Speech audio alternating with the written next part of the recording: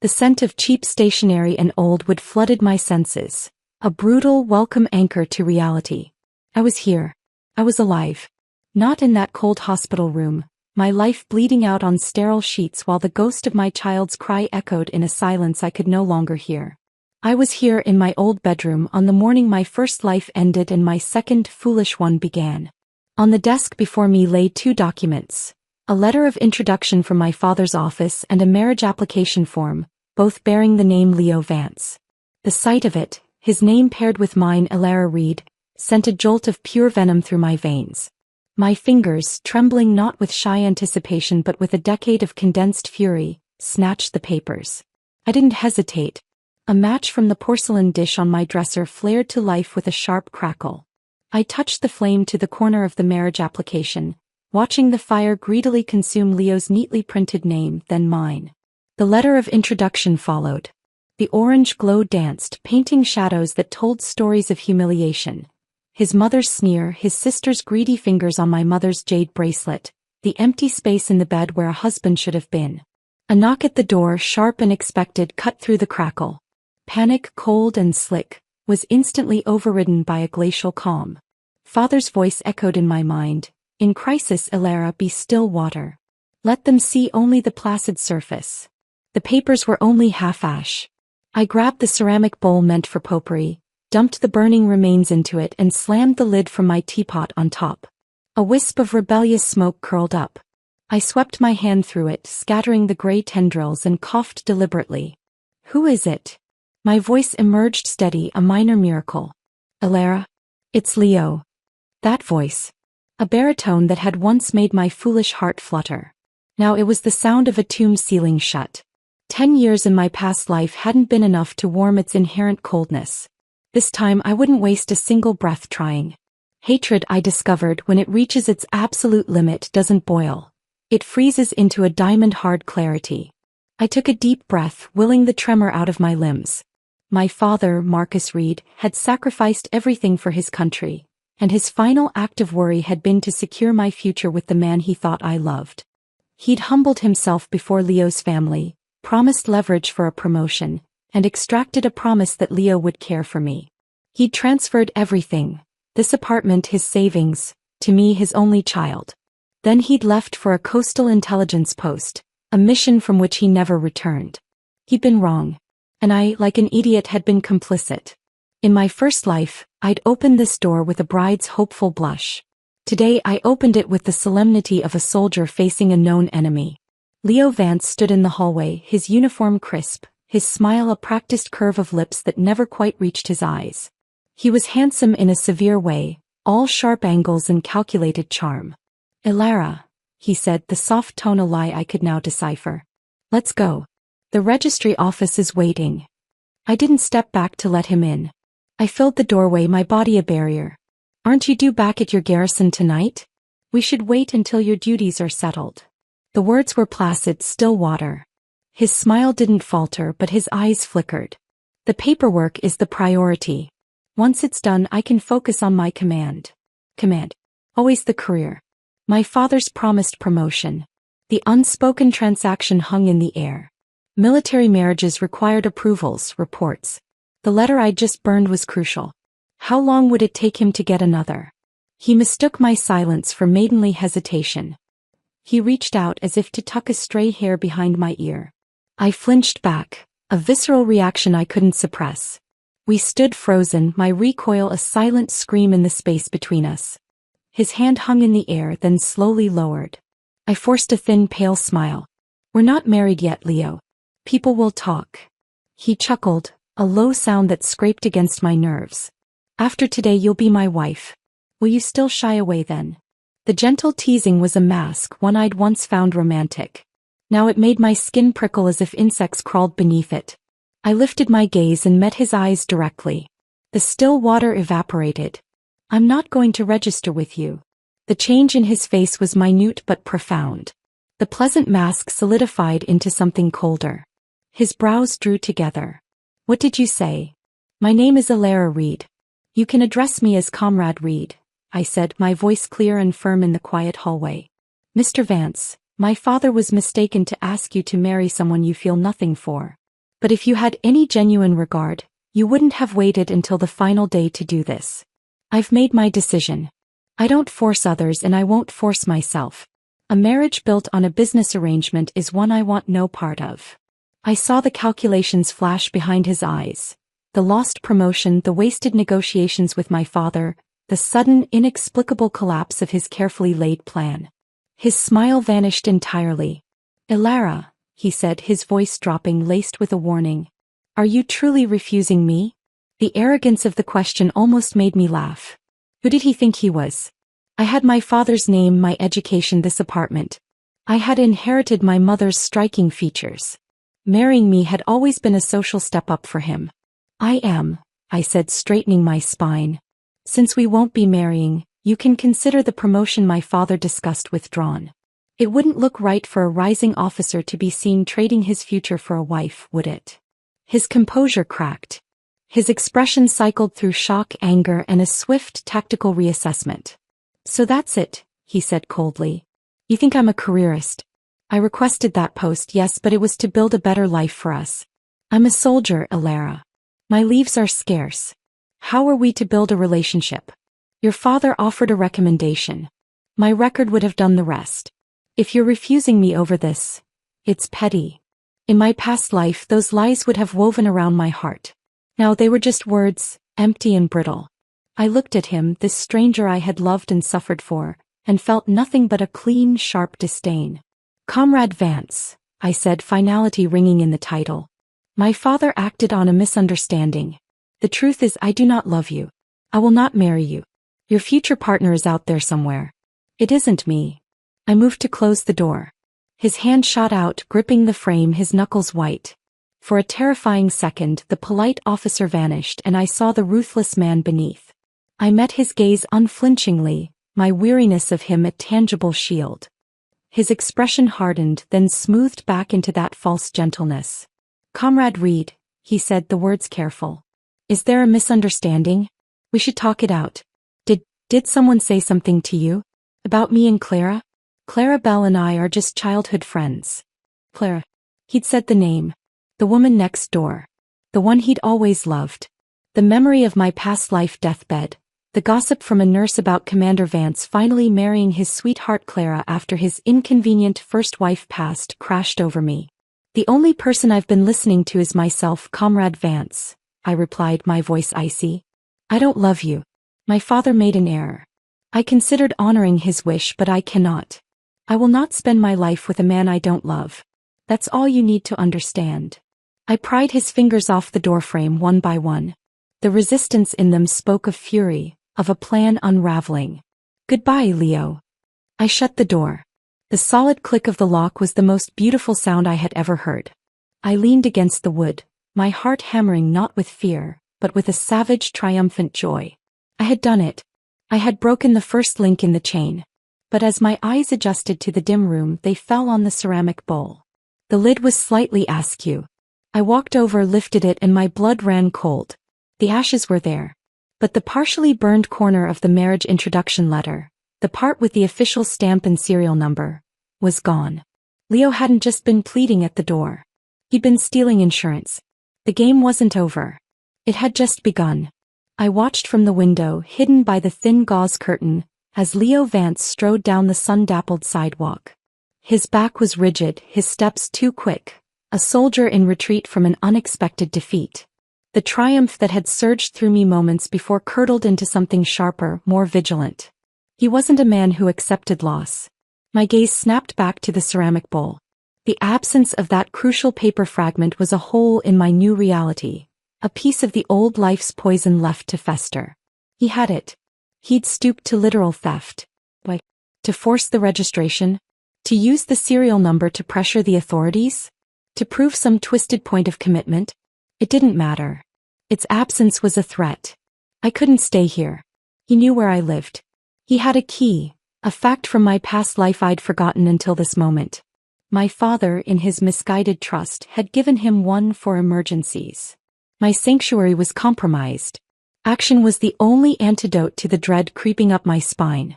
I dressed swiftly in simple trousers and a sturdy shirt, my hands moving with an efficiency born of necessity.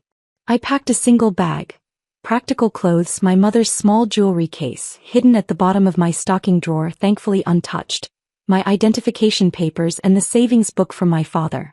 I slid a sharp kitchen knife into the outer pocket, its weight both terrifying and reassuring. But before I could flee, I needed to see my father. Leo wouldn't know where to find him today. His departure for the Coastal Intelligence Post was a closely held secret. I had a narrow window. The government district was a world of austere granite and purposeful silence. I found the unmarked building, gave my name to the stern guard, and was shown into a small sunlit office that smelled of old paper and lemon polish. My father, Marcus Reed, stood by a filing cabinet, his profile familiar and achingly dear. He looked older than I remembered, or perhaps I was just seeing him with the eyes of someone who had mourned him for a decade. He turned and a warm, weary smile lit his face. "Alara, back so soon? I thought you'd be at the registry." His eyes darted past me to the empty hallway, and the smile faded, replaced by gentle concern. "Where's Leo?" The directness of his love undid me for a second. I crossed the room and took his arm, guiding him to a chair. "I didn't register with him, Dad." He blinked, truly puzzled. "But he's the one you admired. You talked of little else last spring." I had. I cringed at the memory of my past self's starry-eyed chatter. "I was a fool, blinded by a uniform," I said, my voice low but steady. "Dad, listen. A marriage shouldn't be a safety net you weave for me. You've always taught me that a person's only real security is what they build themselves. Otherwise, the mountain you lean on will crumble and the people you depend on will walk away." I led him out of the office, away from possible eavesdroppers, to a small, quiet tea house a few streets over. Over steaming cups of jasmine tea, I laid out my new plan. "Leo and I, we have no common foundation. No shared spirit. You saw a decent soldier and I saw a handsome face. But his kind of decency isn't a companion for an eagle, Dad. It's a barnacle. If I tie myself to him, I'll only drown." I took a deep breath, voicing the conviction that had solidified in my soul. "So, instead of using your influence to get him promoted, use it to help me find a proper job. A real position. If my work is stable, I can stand on my own. I'll meet capable people in time. And you can focus on serving the country without this weight on your heart." My father listened, his keen eyes studying my face. Slowly, a profound, relieved smile spread across his features, erasing the lines of worry. "You've grown up, little sparrow," he said, his voice thick. I thought I was raising a lovesick songbird. I knew Leo Vance wasn't the right match. His ambition, it's a cold thing. But you seemed so set on him. He reached across the table and squeezed my hand. "I'm glad you found your sight before it was too late." My eyes stung. He had known. He had seen the truth and had still been willing to walk into the lion's den for my happiness. "You prepared a backup plan," I stated, seeing it in his expression. "Of course. A father always has a plan B for his daughter," he said, a glint of his old humor returning. "I've already spoken to Arthur Lennox. You start at the Central Resource Coordination Office tomorrow. He's promised a good mentor. You'll arrange your own life and I will do my job and come back to you as soon as I can." "That's a promise." "Thank you, Dad." The words were inadequate, but they were all I had. His expression grew serious again. "As for Comrade Vance, since you're not marrying him, my support is naturally withdrawn. But be careful, Alara. The man is tenacious. He won't give up that promotion easily. He may cause trouble." His warning settled in my stomach like a stone. We finished our tea and he walked me to the entrance of the tea house. "Go straight to the dormitory they've arranged. Don't go home. I'll have someone check on you." We embraced, a fierce, wordless communication passing between us. I watched him walk back toward the granite building, his figure straight and resolute, and sent a silent vow into the universe. "This time you will come home." Following his instruction, I went directly to the address he'd given me, a women's dormitory attached to a minor ministry complex. It was plain but clean, and the matron assigned me a sparse room on the 3rd floor. I stowed my bag, but a restless energy gnawed at me. The stolen document fragment was a loose thread, and I needed to see if anything else was missing. Waiting until full dark, I slipped out and made my way back to my apartment. The streets were quiet. My key turned in the lock with a sound that seemed too loud. The familiar space felt alien, violated. I checked everything. The jewelry was safe. The savings book untouched. Nothing was gone except that charred corner of paper. He knows I know, I thought. It was a message. A claim. I was double-checking the window locks when a knock echoed through the quiet apartment. Not a polite tap but a firm, authoritative rap. My blood turned to ice. My hand went to the knife in my bag but it felt pathetic, a toy against a trained soldier's strength. Calling for help. The neighbors were distant, and Leo could easily explain it as a lover's quarrel. My mind raced towards grim, final outcomes. Alara Reed? Open up, please. The voice was unfamiliar. Male, calm but carrying an unarguable weight of authority. It wasn't Leo. Cautiously I peered through the peephole. A man stood there, tall and broad-shouldered, dressed in a well-cut but civilian suit. His posture was relaxed yet alert, and his face, sharply handsome in the dim hall light, held a look of mild impatience. Who is it? I called, my voice tight. Cale Lennox. My father, Arthur, sent me. He's worried about you being here alone. Arthur Lennox. My father's friend. My new boss. The relief was so sudden it made my knees weak. I fumbled with the chain and opened the door. Cale Lennox looked me up and down, his gaze assessing but not unkind. He had his father's strong jaw and intense eyes, but where Arthur's were warm, Cale's were a cool, observant gray. Have you finished packing?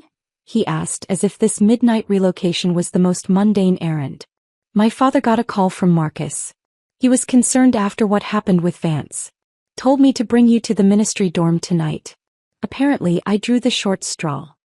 His tone was dry, slightly put upon, the son of an influential man tasked with babysitting. But when his eyes caught mine properly, something shifted. He saw the lingering fear I couldn't fully hide, the tension in my shoulders. His expression softened almost imperceptibly. Grab your things. The car's downstairs. I'm already packed, I managed, hoisting my bag. Thank you, Comrade Lennox. I'm sorry for the trouble. No trouble, he grunted, though his earlier comment belied it. He took my bag from me with an easy motion. But I haven't eaten. You know if anything's still open. It was past 11. The state-run canteens were closed. There's a private noodle stall near the market. It might still have a fire going. Lead the way, he said. And it's my treat. Consider it a welcome to the ministry. No, I'll buy, I insisted, feeling the need to assert some control, to not be a complete charity case. It's the least I can do.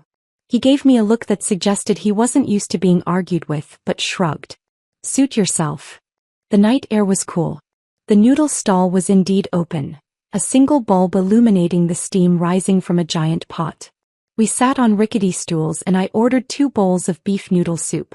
The simple, fragrant meal in the quiet, shadowed street felt surreal. We were halfway through, the warmth of the broth settling my nerves, when a familiar, grating voice cut through the night. Well, look who it is. If it isn't my almost sister-in-law. I looked up. Leo stood a few feet away and beside him, smirking, was his sister, Liana Vance. Her eyes, sharp with malice, darted from me to Cale and back again. Alara, Leo said, his voice dangerously calm. His gaze was fixed on Cale, scrutinizing him with the intensity of a rival predator. Aren't you going to introduce me to your friend? The warmth of the noodle soup turned to ash in my mouth. Leo's presence was a cold draft in the humid night air. Liana's smirk was a spark to the tinder of my rage. I placed my chopsticks down carefully, the click on the porcelain bowl a tiny declaration of war. Cale, beside me, didn't look up immediately. He took a final, deliberate sip of his broth, then set his bowl down with a calm that felt like a wall being erected. He finally turned his head, his cool gray eyes sweeping over Leo with an impersonal assessment that was somehow more insulting than open hostility. Don't spew nonsense, Liana, I said, my voice flat and hard. I am not your sister-in-law. My relationship with anyone is none of your family's business. Comrade Vance and I have concluded our discussions. I'm not going to marry him. He should be receiving formal notice shortly. My father has made other arrangements. Leo's face darkened. He took a step forward, his bulk blocking the light from the stall's bulb. Is it because of him? He demanded, jerking his chin toward Cale. The possessive anger in his tone was a relic of a future that would never be. Heat, pure and furious, rose in my chest. This man, after scheming for my father's influence, after stealing from my home, dared to play the jealous fool? The words erupted before I could temper them. Yes. I like Comrade Lennox. I like gentlemen. Men with good families, good character who are actually suited to me. I've told you clearly, Leo. Don't love. And if you sneak into my apartment again, I'll report you to the Public Security Bureau. I saw it. A flicker of genuine alarm in his eyes at the mention of his trespass. In this era without cameras, my threat was a bluff, but he couldn't be sure what I'd seen or what proof I might have fabricated. The power shift was minute, but I felt it. He recovered quickly, shifting tactics. I was frantic when you didn't meet me, he said, his voice dropping into a coaxing, wounded register that once would have melted me. I've already refiled the marriage report with my unit, taken emergency leave. I thought we could talk, get to know each other properly. I even submitted our relationship papers to the political officer. The audacity stole my breath. He'd officially tied my name to his within the military bureaucracy, creating a paper trail, a fact. It was a trap, an attempt to make disentanglement messy and public. Are you insane? I hissed, my composure cracking. Comrade Vance, I told you I don't like you. The one I like is Comrade Lennox. Look at yourself. How could you possibly be worthy of me? It was brutally blunt, the kind of thing my past life self, desperate for his affection, would have never dared say. Liana Vance, a viper in a cheap dress, lunged forward then, her hand flying toward my face. You conceded, little. Her wrist was caught in midair, not by me but by Cale. He hadn't moved from his stool, but his arm had shot out with startling speed. His grip didn't look tight, but Liana froze, her angry flush draining to pallor as she met his gaze. Comrade, Cale said, his voice low and utterly devoid of emotion. Striking a citizen is a crime. I suggest you reconsider. He released her. Liana stumbled back a step, cowering behind her brother's shoulder. All her bravado evaporated. In my past life she'd been the petty tyrant of the household, jealous of my job, my belongings, my very existence. Now faced with real quiet authority, she shriveled. Leo's jaw worked. He was a soldier, but Cale, in his civilian suit, exuded a different kind of power, the unshakable confidence of deep-rooted influence. Leo was several centimeters shorter, and standing now, the difference in their presence was palpable. Cale was a mountain, Leo merely a stubborn rock at its base. My refusal has nothing to do with Comrade Lennox, I stated, reclaiming the narrative. Comrade Vance, I simply do not like you. And Liana, you will watch your tongue. If you keep slandering me, it won't just be my father withdrawing support. I can ensure that promotion your brother dreams of vanishes permanently. Do you understand? I was playing a dangerous game, threatening with an influence I didn't yet fully possess. But I saw the effect. The avaricious glint in Liana's eyes dimmed with fear for her own prospects. Leo's expression was a storm of humiliation and fury, but beneath it, the cold calculation returned. He couldn't risk it. Not yet. We're leaving, Leo bit out, grabbing his sister's arm. He shot me one last burning look, a promise of unfinished business, and they melted back into the shadows of the night market. The silence they left behind was ringing. My hands were trembling. I clasped them together in my lap. Cale finally stood, tossing a few coins onto the stall counter. Come on, he said, his tone back to that of a mildly inconvenienced escort. We walked in silence to a parked, unmarked sedan. Only when the engine purred to life and the familiar streets began to slide past did I find my voice. It was small in the dark interior of the car. Comrade Lennox, I'm sorry. What I said back there, about liking you, I was just trying to make him back off. I didn't mean to drag you into my mess. I stared at my knuckles, white in the gloom.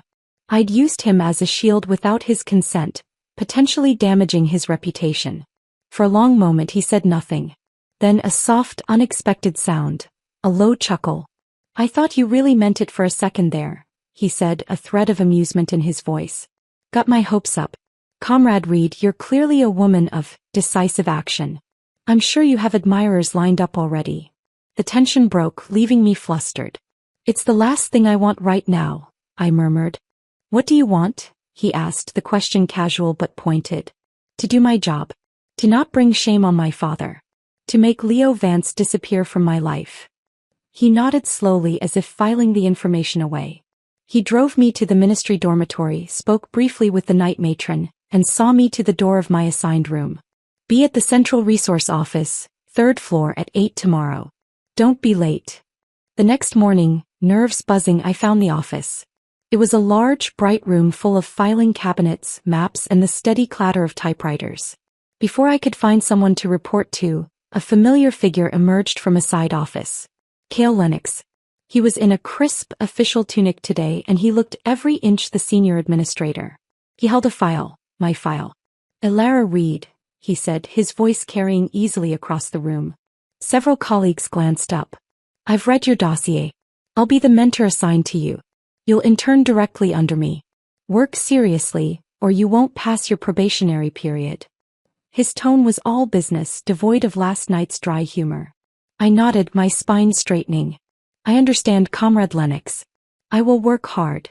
A man at a nearby desk, older with kind eyes, grinned. Don't scare the girl off on her first day, Cale. He just graduated. You, a bachelor pushing 30, should be showing some warmth. I felt a blush creep up my neck. Cale ignored the jab, but a corner of his mouth twitched. Your desk is there, he said, pointing to a small, clean one near his office door. Start by cataloging the incoming regional agricultural yield reports from the last quarter. Cross-reference them with the seed allocation logs. I want discrepancies flagged by noon. It was meticulous, demanding work. Exactly what I needed. I buried myself in columns of numbers and dry reports, the rhythm of it soothing the chaos in my mind. Cale was a strict but fair taskmaster, correcting errors with crisp precision, offering no praise but expecting perfection. For a week it was my sanctuary. Leo was reportedly recalled to his garrison abruptly, his leave cut short. I allowed myself to believe the storm had passed. I was wrong.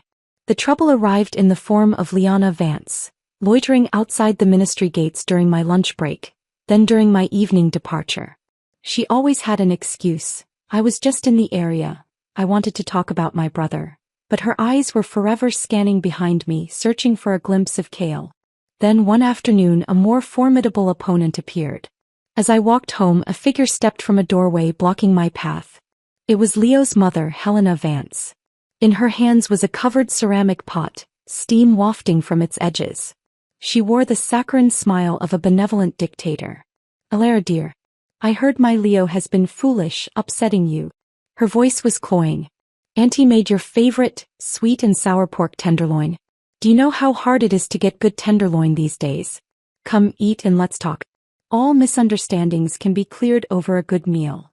The smell, once associated with rare family treats in my past life, now turned my stomach.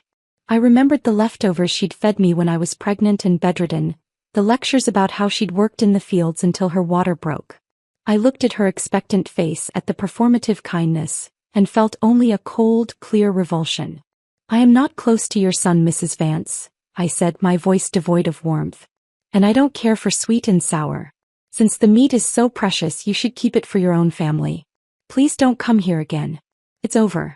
If you have time to spare, why not take this to Clara Bell? Perhaps you can help them find a happy ending. The name was a needle. Helena Vance's smile shattered, replaced by a flash of venomous recognition. Clara Bell, she spat. That little vixen. I knew she had her claws in him. Her motherly facade reassembled instantly, tighter and more desperate. Don't you worry, dear. You're the only daughter-in-law I want. Auntie will sort this out.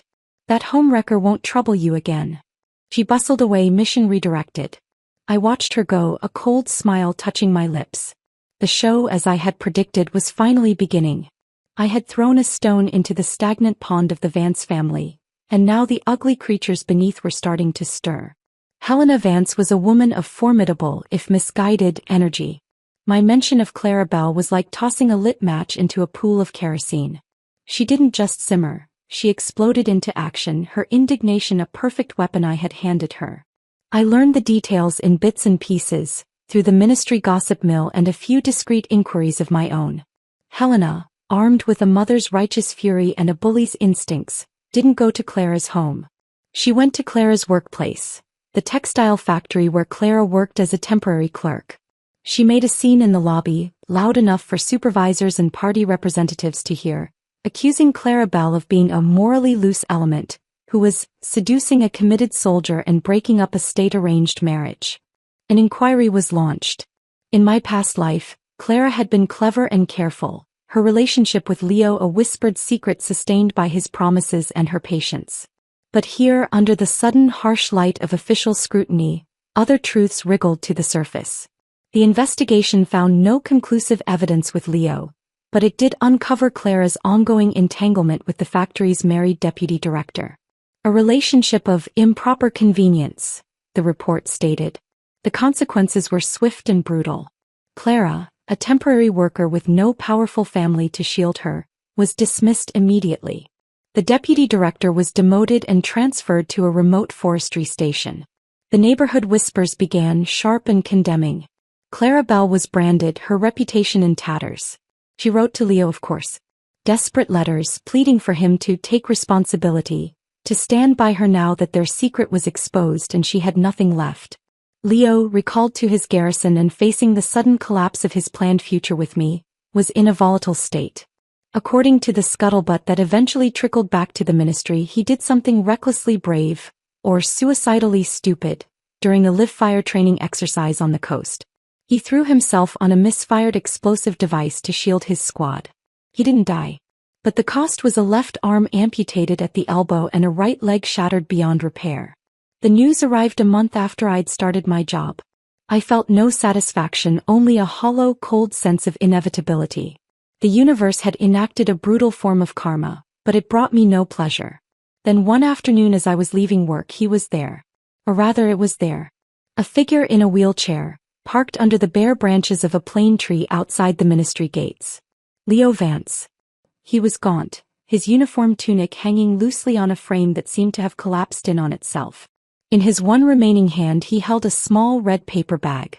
"Ilara," he said, his voice a rough echo of its former command. I stopped, my files clutched to my chest like a shield.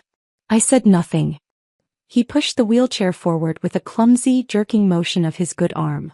"Wedding candies," he said, offering the bag. His smile was a ghastly parody. "Claire and we married last week. A quiet affair." I didn't take the bag. I looked at his face, at the defeat etched into every new line, at the bitter emptiness in his eyes. There was none of the arrogant swagger of the war hero he'd become in my first life. This was a broken man who had gambled for everything and lost it all. The promotion, his health, the woman he'd supposedly loved, who had only married him, I knew, because she had nowhere else to go, and the woman he'd planned to use. "Why, Ilara?" he asked, the question ripped from him. "Why did we end up here?" The simplicity of it almost made me laugh. "We were never on the same path, Leo," I said, my voice calm, the still water my father had taught me to be. "No matter which turns we took, our destinations were never the same." "Tell me the truth," he pressed, his single hand gripping the wheel of his chair. "Why did you refuse me that day? Was it really just a lack of feeling?" I looked at him, this ghost from my nightmare, and for the first time, I let a sliver of the truth out. Not the whole, impossible truth, but a version of it he could almost believe. "I had a dream," I said, the words slow and deliberate. "A vivid, terrible dream.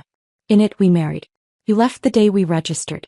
Your mother, your sister, they took my home, my mother's jewelry. They fed me scraps and scorn. I had a child and I died alone, knowing you were finally free to be with Clara.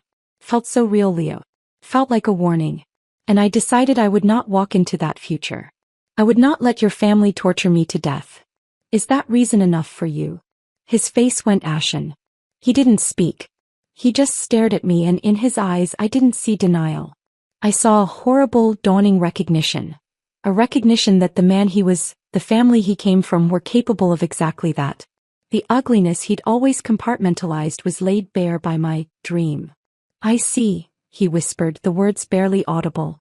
"So that's how it is." He turned his chair with a painful effort and began to wheel himself away, a man fleeing the ghost of his own potential for cruelty. I looked down at the red bag of candies he'd left on the ground. With the tip of my shoe I nudged it into the gutter. An old street sweeper, his broom rasping on the pavement, tooted loudly. "Comrade, have some civic virtue. Don't litter." Flushing, I bent and picked up the soggy bag, depositing it properly in a nearby iron trash bin.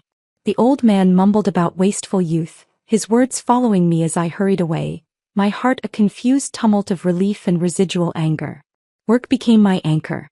I earned my permanent position, my diligence impressing even Kale's exacting standards. He began giving me more independent assignments, his hovering supervision easing. I was building something, a fragile but real foundation. But trouble in the form of Liana Vance had a stubborn half-life. She hadn't given up her fixation on Kale. She began appearing more frequently, always dressed in her best, always with a flimsy excuse. It was becoming a nuisance. One afternoon Kale emerged from his office, a rare, frustrated pinch to his brow. He came straight to my desk. "Elara, I need your help with a street-level emergency." "What emergency?" I asked, looking up from a logistics report. "The persistent kind. Outside. Now." He didn't wait for an answer, simply turned and walked out. Intrigued and wary I followed. Liana was there by the main gate, clutching a bunch of wilting chrysanthemums. When she saw Kale, her face lit up with a simpering smile. The moment she saw me behind him, it twisted into a scowl. "What are you doing here?" she snapped at me. "I just wanted to see Comrade Lennox." "And why are you looking for my boyfriend?"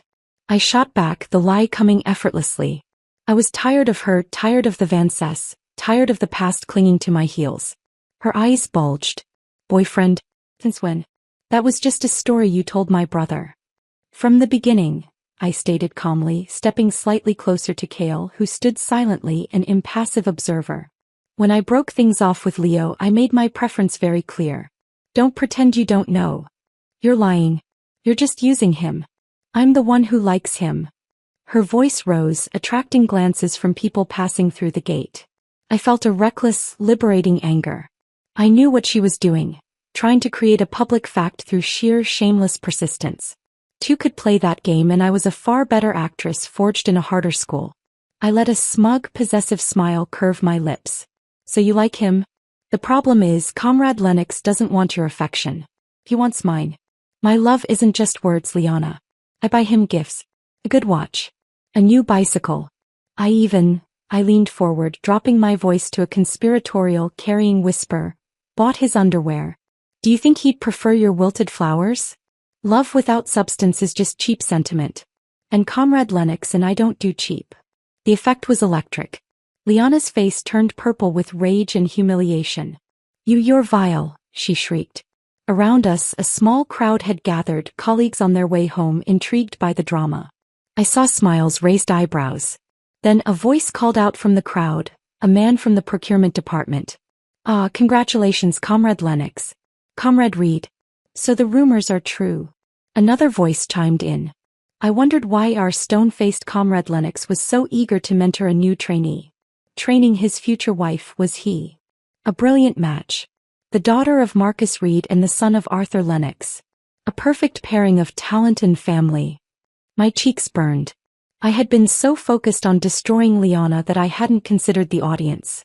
I replayed my own words, cringing inwardly. I bought his underwear. Oh God. Liana pointed a trembling finger at us, tears of rage in her eyes. "You're bullies. Both of you," she wailed before turning and stomping away. She was so blinded by fury she didn't watch her step, tripping off the curb and sprawling into the path of a slow-moving delivery bicycle. The resulting crash, howl of pain and chorus of gasps from the crowd was the final, ridiculous coda to the scene. Mortified, I covered my face with my hands and fled back to the office, the sound of mingled concern and laughter chasing me. I slumped at my desk, my head in my hands. What had I done? The answer came sooner than I expected. The office phone rang, a shrill sound in the quiet. It was the front desk. "Comrade Reed, a long-distance call for you. From your father." Dread pooled in my stomach. I took the receiver. "Elara." My father's voice crackled down the line, stern, no nonsense. "I just heard an interesting story. Something about you publicly declaring your affection and purchasing intimate apparel for Kale Lennox. Dad, it's not what it sounds like. The Reed family," he boomed, cutting me off, "takes responsibility for its actions. You've made a public claim on a good man from a good family. For the sake of both your reputations and to honor your word, you will marry him. No arguments. This line is for official business. Don't waste state resources. Send me a telegram with the date." The dial tone hummed in my ear, a judgment. I stared at the beige receiver, utterly stunned. I had built a trap of my own making and the door had just slammed shut behind me. The dial tone was a death knell for my carefully constructed new life. I slowly replaced the receiver, the hard plastic cool against my burning palm. I had vanquished Leo Vance only to be snared by my own reckless, spectacular lie. I bought his underwear. Of all the idiotic, vivid details my panicked brain could have supplied, I became aware of a presence. Cale was leaning against the doorframe of his office, arms crossed.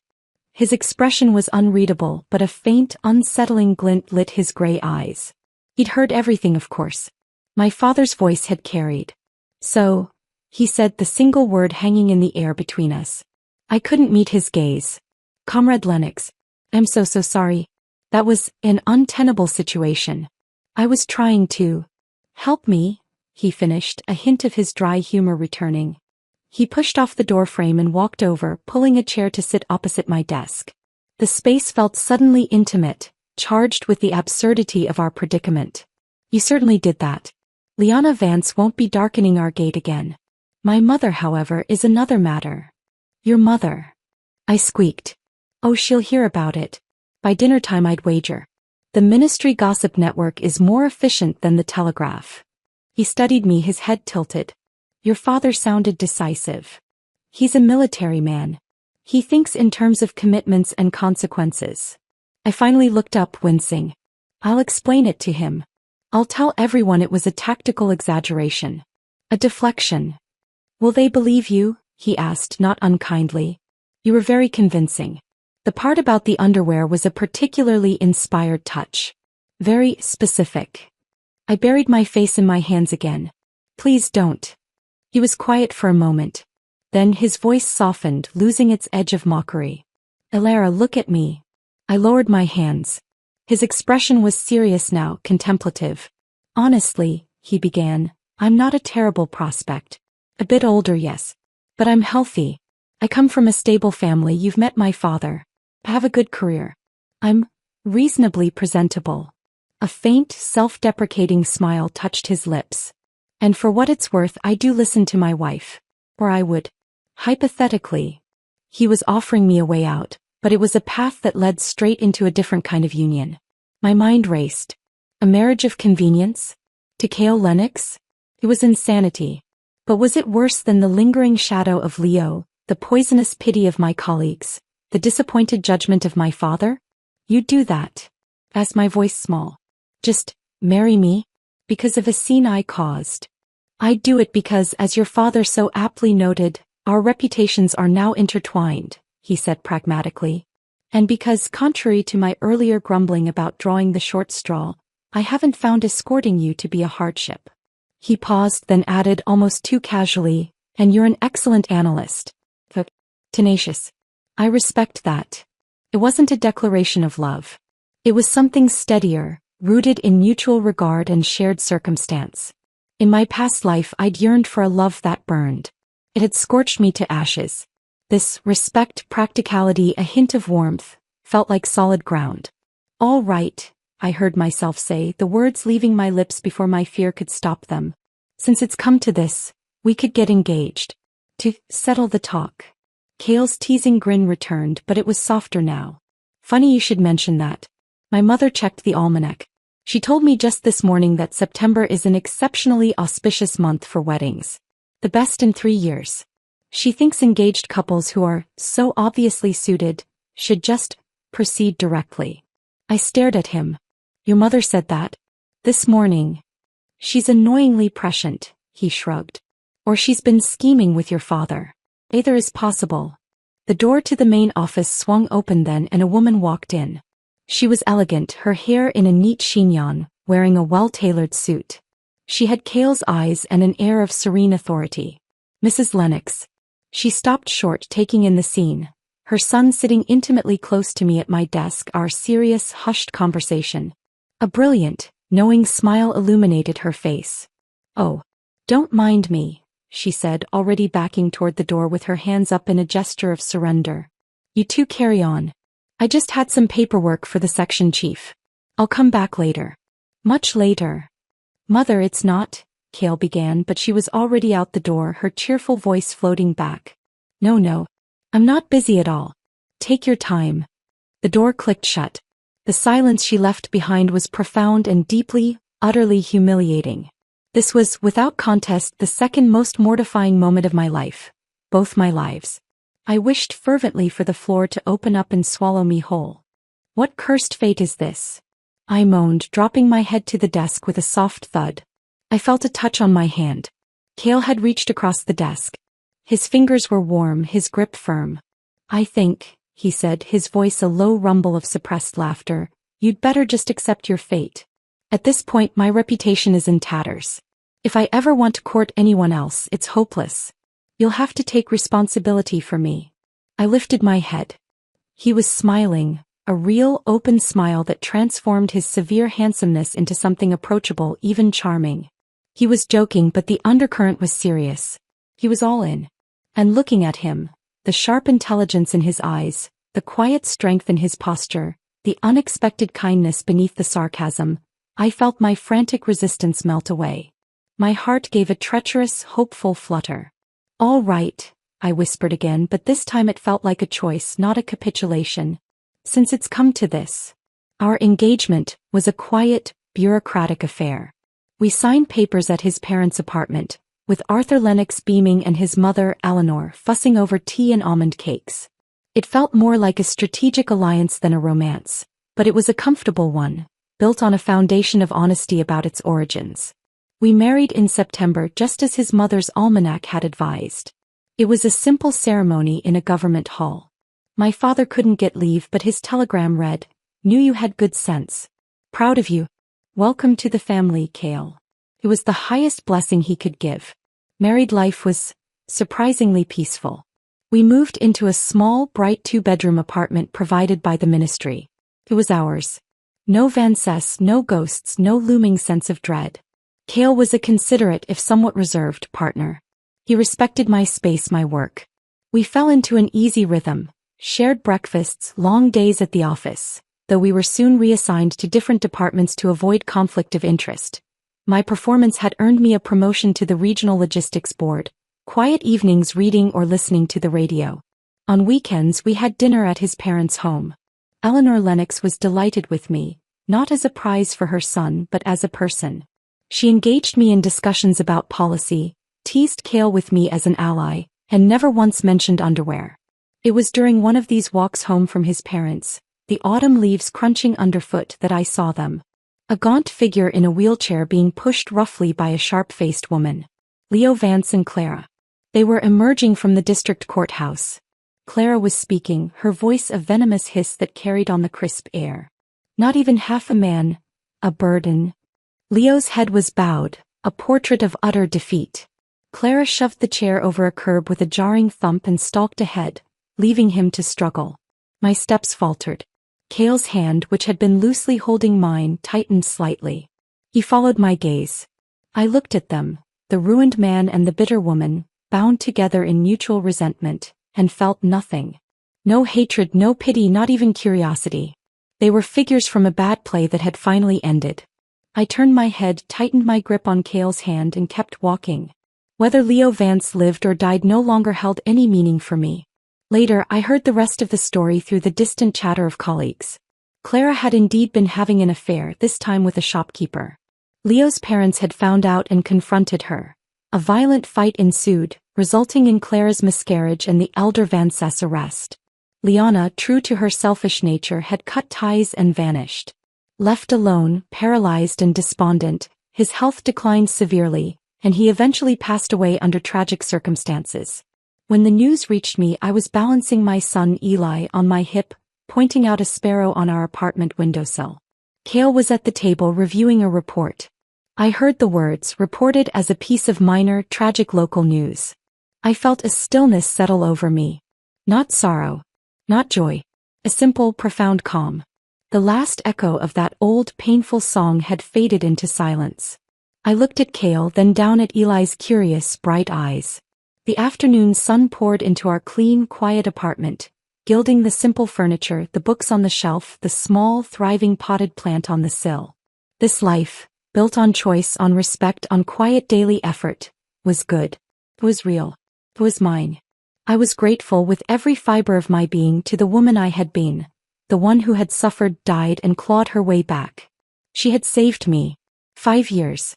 They passed not in the blurred, painful slog of my first life, but in a series of crisp, clear seasons, each one layering contentment upon stability. Our son Eli was a whirlwind of 4-year-old curiosity, with Cale's steady gray eyes and my defiant dark hair. Our apartment was filled with his laughter, wooden blocks, and the sturdy, loving chaos of a family that had chosen each other. My work at the Regional Logistics Board was demanding but fulfilling. I had earned a reputation for meticulous analysis and an almost uncanny foresight in supply chain disruptions, a gut feeling I attributed to diligence, not the memory of past shortages. Cale had risen to a senior position in strategic planning. We were a partnership in every sense. At home we navigated parenting with a quiet teamwork. Professionally, we were respected allies. Our former mentor-protégé dynamic matured into mutual reliance. The past was a closed book. The Vance family tragedy was a dark, distant folk tale, occasionally referenced in hushed tones by old neighbors but holding no power over me. I was Alara Lennox now, and the name fit like well-worn, comfortable leather. It was on a bright Saturday morning, the kind that promises a perfect afternoon, that the ghost appeared. Not Leo's specter, but one far more disarming. Cale was at a weekend briefing. Eli and I were at the city's main park by the duck pond. He was diligently crumbling a piece of bread for a cluster of impatient mallards, his small brow furrowed in concentration. I sat on a bench, a report half-read on my lap, soaking in the sun and the simple joy of his focus. "Excuse me," a woman's voice, soft and cultured, sounded beside me. "Might I share your bench?" I looked up, shielding my eyes against the sun. She was elegantly dressed in a wool suit slightly too warm for the day, her hair styled in a neat, old-fashioned wave. She was perhaps in her late 50s, with a gentle, lined face and intelligent eyes that held a curious, searching light as they looked at me. "Of course," I said, gesturing to the empty space beside me, my polite smile already in place. She sat gracefully, placing a leather satchel on her lap. She didn't speak immediately, her gaze drifting to Eli. "A fine boy," she murmured. "So focused. He has his father's bearing." A harmless, grandmotherly observation. Yet it prickled. "Thank you," I said, my tone neutral. "You are Alara Lennox, are you not? Marcus Reed's daughter." The mention of my father from a stranger put me on alert. "I am. And you are?" "Forgive me. Dr. Anya Petrova." She offered a hand which I shook. Her grip was firm, dry. "I was a colleague of your father's. A long time ago. In another department." The explanation was plausible. My father had worked with many people in many shadowy offices. But something in her demeanor, the careful way she studied my face, the weight behind her silence, felt off. This wasn't a chance meeting. "I'm sorry for your loss," she continued, her voice genuinely warm. "Marcus was a brilliant man.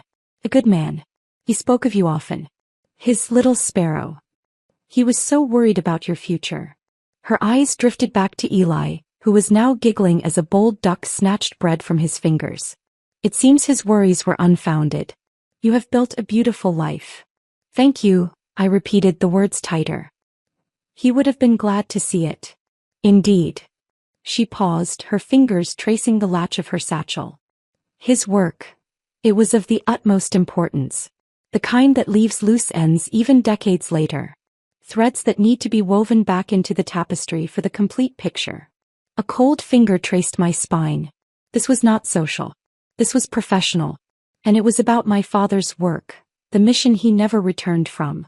"Dr. Petrova," I said, keeping my voice low and even, "my father's work was classified. I know nothing of it. I am a logistics coordinator. My husband is in strategic planning. Our lives are quite separate from that world." Of course," she said soothingly, but her eyes held mine. "But the past has a way of intersecting with the present, doesn't it? Especially when it involves family. Your father left something. Not a material thing. Information. A pattern of contacts, a dormant network on the southern coast. It was his last project. With his disappearance, the threads were cut. But the needle point remains." Eli came running over then, bread bag empty, his hands damp and smelling of pond. "Mama, ducky's all full." I welcomed the interruption, using a handkerchief to wipe his hands. Well done, my love. I stood, taking his small hand. It was a pleasure to meet you, Dr. Petrova. But we must be going. She rose as well, her movements still smooth, but I saw a flicker of urgency in her eyes. Mrs. Lennox. Please. There's a warehouse. Number 47 on the old commercial docks. Your father used it as a blind drop. A safety measure. We believe something may still be there. A journal. Microfilm. Something he couldn't transmit. It has become relevant again. We need someone to check. Someone who wouldn't be watched. Someone with a legitimate reason to be in the port logistics chain. I stared at her. The audacity was breathtaking. They wanted to use me. My father's daughter, my current position. All as cover for an intelligence sweep. You are asking me to commit espionage, I stated flatly. I am asking you to help complete your father's final mission, she corrected gently. To bring a piece of him home. And to protect what he built. This isn't for the old department, Ilara. This is for the future he believed in. The future you are raising your son in. She played her cards masterfully. My father's memory. My son's future. The unspoken implication. If this something fell into the wrong hands, it could destabilize the careful peace we were building, the security of our lives. I have a family, I whispered, my grip on Eli's hand tightening. Which is why you are perfect. And why you are protected. A routine site survey for port capacity expansion. Your official cover is already being prepared. You will be asked by your superior tomorrow. She reached into her satchel and withdrew a small, plain envelope. This contains a diagram of Warehouse 47. The specific floorboard in the rear office. Look for a journal bound in green leather. If it is there, do not open it. Bring it to me. She pressed the envelope into my free hand. Burn this after memorizing it. She gave me a last lingering look, one filled with a strange mixture of apology and steely resolve. He would be so proud of the woman you've become, Ilara. Truly. Then she turned and walked away, disappearing into the stream of Saturday strollers along the path. I stood frozen, the sun feeling suddenly cold, the happy shrieks of children around me sounding distant. The envelope was a lead weight in my hand. Eli tugged at my fingers. Mama called. Go home. Yes, my love, I said, my voice automatic. We're going home. I burned the diagram in our kitchen sink that evening, watching the precise lines curl into black ash, committing the location to memory. As Dr. Petrova had predicted, my section chief called me first thing Monday. Lennox, we need a preliminary assessment of storage capacity in the old commercial dock sector. You're familiar with the area's logistics. Take a day, file a report. The trap, elegant and inescapable, was set. 2 days later I stood before Warehouse 47. It was a decaying giant of weathered brick and rusted iron, sitting between two more active terminals like a rotten tooth. My heart hammered against my ribs. This was not my world. I dealt with numbers, manifests, forecasts. Not hidden journals, not my father's ghostly legacy. Using my official paperwork, I easily gained entry from the board custodian. The interior was a cathedral of dust and shadows, smelling of damp rot and old machine oil. My footsteps echoed as I made my way to the rear office, a glass-paned cube overlooking the vast empty floor. The diagram was exact. I moved a rusting filing cabinet with a grunt, revealing the warped floorboards beneath. The seventh board from the wall. I pried at it with the edge of my clipboard. It came up with a squeal of protesting nails. There, in the cavity beneath, wrapped in waxed cloth, was a book. Green leather worn at the edges. My father's handwriting peeked from the pages. A visceral wave of grief and terror washed over me. This was real. He had been here. He had hidden this and then he had vanished. My fingers trembled as I lifted it. It was heavier than it looked. I didn't open it. I rewrapped it, placed it in my large, official-looking portfolio and slid the floorboard back. I was halfway back across the cavernous main floor, the portfolio clutched to my chest like a live bomb, when a voice stopped me. Well. Fancy meeting you here, Mrs. Lennox. I turned, my blood freezing. It was Liana Vance. She leaned against a support pillar, dressed in shabby but clean factory overalls, her hair pulled back harshly. The years had been cruel, etching bitterness deeper into her face, but her eyes burned with the same avid, malicious light. She wasn't here by accident. Inspecting the facilities? She asked, her voice a sly drawl. Or picking up a little family inheritance? Time seemed to warp in the dusty cavern of Warehouse 47.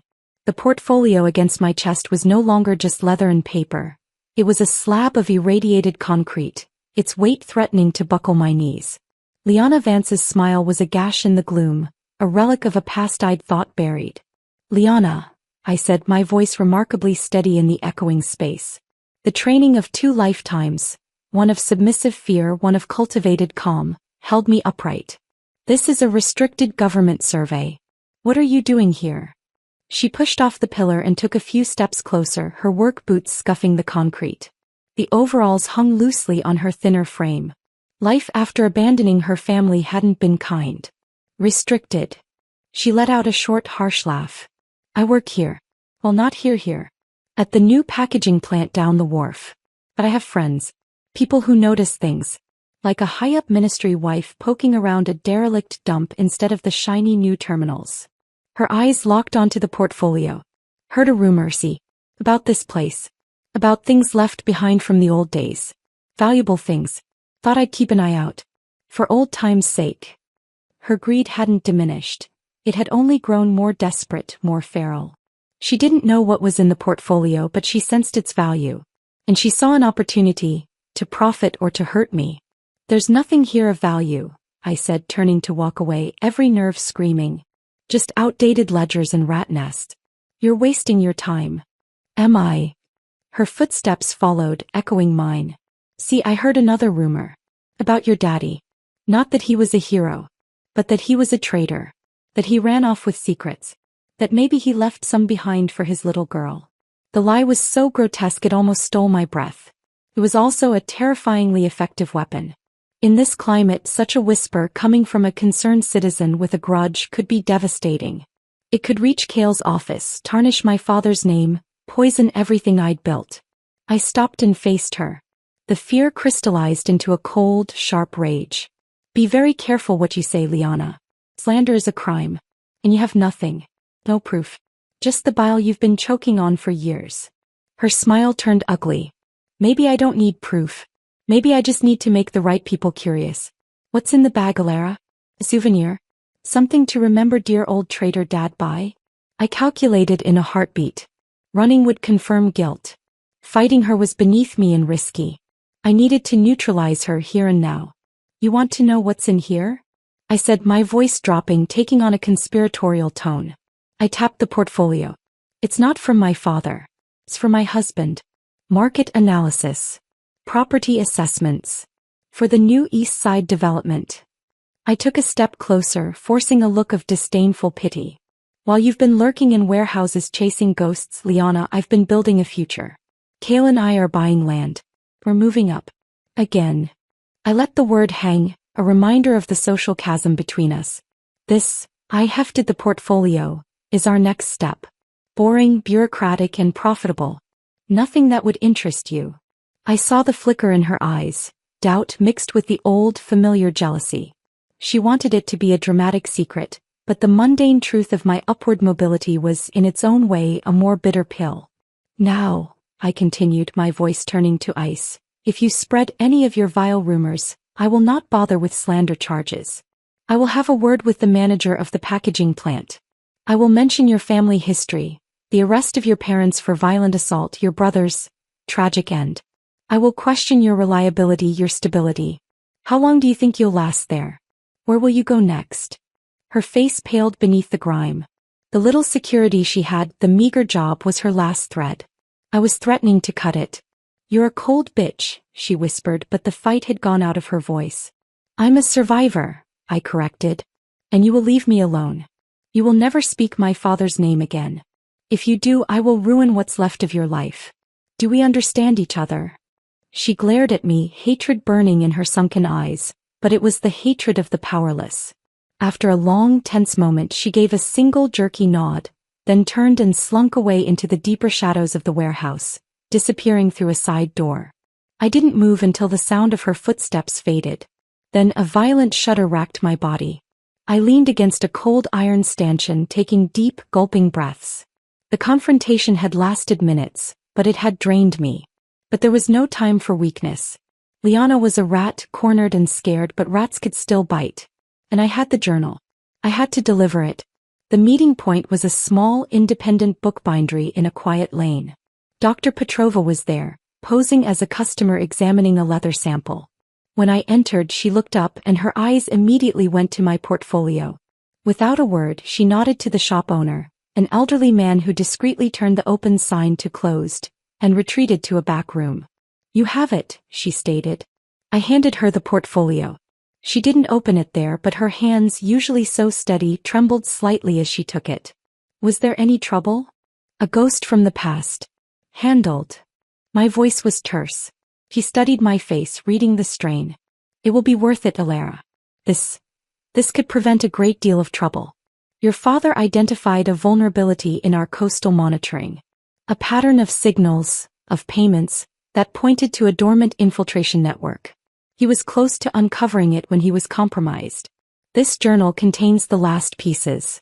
The names, the methods. So he wasn't lost at sea? The question I had never dared ask my own mother, who had died believing her husband vanished in a storm. Dr. Petrova's expression was grave. His boat was found adrift. No body. The official story was necessary. But no, we do not believe it was the sea that took him. We believe the network he was closing in on struck first. A new kind of grief, sharp and cold, lanced through me. Not an accident. Murder. For this book, which I now held in my hands. "Why now?" I asked. "Why, after all these years, is this suddenly urgent?" "Because things are stirring," she said quietly. "The players your father identified are becoming active again. New investments, strange shipments, familiar patterns re-emerging in the intercepted traffic. His work is the key to stopping it before it solidifies. You have brought him back to us, Alara. You have given his sacrifice meaning." The words were meant to comfort, to elevate. All I felt was a weary, profound dread. The past wasn't just memories, it was a live wire, and I had just grabbed hold of it. "I want no part of this," I said firmly. "My family, my son." "You have done your part," Dr. Petrova assured me, her voice softening. "More than your part. Your involvement ends here. Go home to your husband and your child. This journal will be analyzed, the network rolled up. Your father's name will be quietly cleared in the highest archives. And you," she offered a small, sad smile, "you can go back to your logistics reports and your little boy's laughter. The ghost is laid to rest." I left the bookbindery feeling hollow, scraped clean. She promised closure, but all I felt was exposure. Liana's venomous face swam before my eyes. The journal's secrets were now in someone else's hands, but the knowledge of its existence was a toxin in my own blood. When I arrived home, the apartment was filled with the ordinary, glorious noise of my present life. Eli was building an improbably tall tower of blocks, narrating an epic story to Kale, who sat on the floor with him, adding a block with solemn ceremony. The smell of the simple dinner I'd prepared earlier lingered in the air. Kale looked up as I entered. His sharp eyes missed nothing. He took in my pallor, the slight tremor I couldn't hide. He didn't ask questions. He just stood, walked over, and wrapped his arms around me. It was a simple, solid embrace, an anchor in the sudden, turbulent sea of my emotions. "Long day," he murmured into my hair. "The longest," I whispered, leaning into him, drawing strength from his quiet stability. Later, after Eli was asleep, we sat at the small kitchen table. I didn't tell him about the journal, about Dr. Petrova, about my father's true fate. That world was a burden I couldn't share, a danger I refused to bring to his doorstep. But I told him about Liana. About the encounter in the warehouse, her threats, my counter-threats. He listened, his face growing still and hard. "She won't bother you again," he said finally, his voice low and certain. "I'll make sure of it." It wasn't a violent promise, but a bureaucratic one. The kind he was expert in. A word in the right ear, a transfer to a factory in another province, a closing of doors. It was clean, effective, and utterly final. As I lay in bed that night, Kale's steady breathing beside me, I stared at the ceiling. The ghost of my father felt closer than ever, yet also finally, truly at peace. I had faced the shadow of his unfinished war and survived. I had protected my own. But as I drifted into an uneasy sleep, A new, more insidious fear took root. Dr. Petrova had said the journal contained names. What if one of those names was someone I knew? Someone in my world now? The past was a web and I had just tugged on a single hidden strand. I could only pray the whole thing wouldn't unravel around me. Months bled into a season. The sharp, metallic fear of the warehouse and the bookbindery slowly dulled, buried under the daily granite of routine. Autumn deepened, stripping the trees outside our apartment, and a new kind of chill entered the air, one of political frost, of subtle shifts in the ministries, of rumors about efficiency reviews and loyalty assessments. Cale was quieter, working later. The easy camaraderie of our dinner table conversations became more guarded, punctuated by long silences where I knew he was turning over office politics too delicate to share. I didn't press. I had my own secrets, I could respect his. My counter-threat to Liana, backed by Cale's unseen influence, had worked. She vanished from the docks, reportedly taking a better opportunity at a manufacturing plant 3 provinces inland. The ghost was banished. Dr. Petrova and the Green Leather Journal dissolved into the silent world they belonged to. I heard nothing more. I told myself that was a good sign. The network had been rolled up, my father's legacy secured. The past was sealed. Then the knock came. It was a Tuesday evening. Rain sheeted against the windows. Eli was drawing at the table, his tongue peeking out in concentration. Cale was due home any minute. The knock was firm, polite, and utterly terrifying. 2 men stood in the hallway. They wore plain, well-cut suits and their faces were polite blanks. They showed identification from the Interior Security Directorate. My stomach turned to liquid. Mrs. Lennox? We'd like to ask you a few questions regarding a recent logistical survey you conducted. May we come in? My mind raced. This was it. The journal. Liana's rumors. They'd found a thread. Of course, I said, my voice miraculously level. I stepped back. Please come in. My son is here. I used Eli as a shield, a reminder of domestic normality. They entered, their eyes performing a swift, inventory-like sweep of our home. They declined tea. The survey of the old commercial docks, Warehouse 47, the taller one began, his notebook open. You filed a standard capacity report. Yet we have a witness statement suggesting you were observed acting furtively. That you may have removed an item not related to your survey. It had to be. She'd filed something before she left, a final, poisonous dart. A witness. I allowed a flicker of professional irritation to show. The site was practically derelict. The only person I saw was a former acquaintance, Liana Vance, who was trespassing and made some unpleasant, baseless accusations. I reported her interference to my section chief. A half-truth. I'd mentioned a disruptive individual in my verbal debrief. The second man spoke. His voice was softer, more dangerous. You are the daughter of Marcus Reed. It wasn't a question. I am. His work was of a sensitive nature. His disappearance left questions. My father was a loyal public servant lost in the line of duty. I said, the official line tripping off my tongue, hollow as a drum. I was a child. I know nothing of his work. Yet you visited a location he was known to use. The first man again. I visited a warehouse as part of a publicly sanctioned logistical survey of 20 properties, I countered, leaning forward slightly, letting my own bureaucratic armor show. The assignment came from my superior, Comrade Brenner. The reports are on file. If the directorate has concerns about certain locations, perhaps those concerns should have been communicated to the logistics board before sending a civilian analyst into the field. I was playing a dangerous game, showing spine, redirecting blame. They exchanged a glance. My heart hammered against my ribs. Eli, sensing the tension, came over and leaned against my leg. I placed a hand on his head, a gesture both protective and a display of vulnerable motherhood. The softer-voiced man's eyes lingered on Eli, then on a framed photograph on the shelf, our wedding photo with Cale's father, Arthur Lennox, beaming between us. The power structure was visible, tangible in that image. Your husband is Cale Lennox of strategic planning, he stated.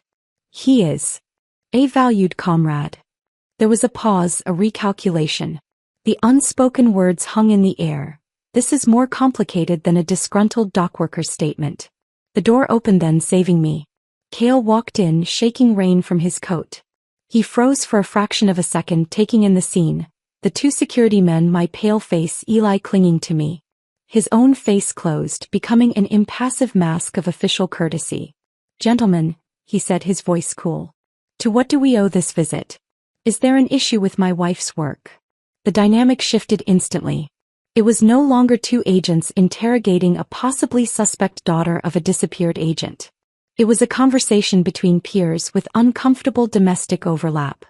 "Routine follow-up, Comrade Lennox," the taller one said, his tone noticeably smoother. "A minor discrepancy in a witness account related to a survey. Your wife has been most helpful in clarifying." Cale came to stand behind my chair, a solid, warm presence. His hand rested lightly on my shoulder. "Alara is meticulous in her duties. If there are discrepancies, they lie with the witness, not her report." His tone brooked no argument. It was a dismissal. The agents understood. The Lennox name, my own clean record, Cale's position. It was a wall. Pursuing this based on a vindictive statement from a woman like Liana Vance was not worth the political friction. They stood, offered stiff apologies for the intrusion, and left. The sound of the closing door echoed in the sudden silence of the apartment. I slumped forward, the adrenaline draining, leaving me weak and trembling. Eli looked up, worried. "Mama." "It's all right, my love.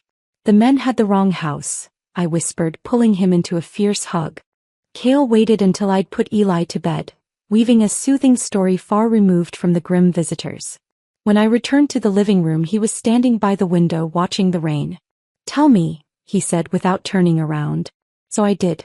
Not everything. Not the journal, not Dr. Petrova. But I told him about my father's true work, the rumor of his murder, the fact that Warehouse 47 had been one of his dead drops. I told him Liana's accusation had a grain of terrible truth. I had been there for a reason tied to my father, though I framed it as a personal, foolish quest for closure. "I found nothing," I lied, my eyes steady on his back. "Just dust and rot." But she saw me looking. She knew about my father. She tried to use it. He was silent for a long time. The rain pattered against the glass. Then he turned. His face was tired, but his eyes held no condemnation, only a deep, weary understanding. "You should have told me. I was afraid. Of them." He gestured toward the door. "Of dragging this shadow into our home. Into Eli's life. I wanted it to be over." He came to me then, cupping my face in his hands. "Alara, listen to me. This is your home. Our home. My shadow is yours and yours is mine. That is the deal. You don't face ghosts alone. Not while I'm here." Tears I hadn't allowed myself to shed finally spilled over. He held me as I shook, the final fortress of my solitary resilience crumbling.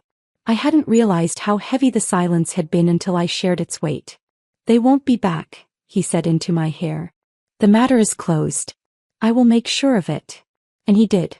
Whether through his father's influence, his own deft maneuvering, or a quiet word with the right person in the security directorate, the file on Alara Reed Lennox and Warehouse 47 was stamped and buried. The official story held. Marcus Reed, hero lost at sea. His daughter, a loyal and effective logistics coordinator, harassed by a malcontent. True life resumed. But it was different. A barrier between Cale and me had dissolved. We had faced an external threat together, and the experience fused our partnership with a new, unspoken depth. The love I felt for him, which had begun as gratitude and respect, now burned with the fierce, protective intensity of a shared fortress. One Sunday afternoon, the first clear sky after weeks of gloom, we took Eli to the park. A different one, far from where I'd met Dr. Petrova. He ran ahead on the path, chasing pigeons. Cale and I walked hand in hand. "I've been offered a post," he said casually. "In the new Northern Development Office. It would mean moving. A smaller city but a good position. Clean air for Eli. A fresh start." I looked at him, understanding what he wasn't saying. Away from the capital, away from the old networks, the lingering ghosts, the Petrovas and their shadows. A chance to build something entirely our own, untethered from the past. "What do you think?" he asked, his gray eyes watching me, leaving the choice entirely in my hands. I looked ahead at our son, his laughter ringing in the cold, bright air. I looked at the man beside me who had chosen me, defended me, built a life with me. I thought of the woman I had been who died in despair and the woman I was now. The past was a country I had escaped. It held no more power over me. My father's war was over. My war was over. Now was the time for peace. Not just the absence of conflict but the active, deliberate building of it. I squeezed Cale's hand. I think it sounds perfect, I said. And for the first time with the winter sun on my face and my family surrounding me, I believed with every fiber of my being that it was. The end.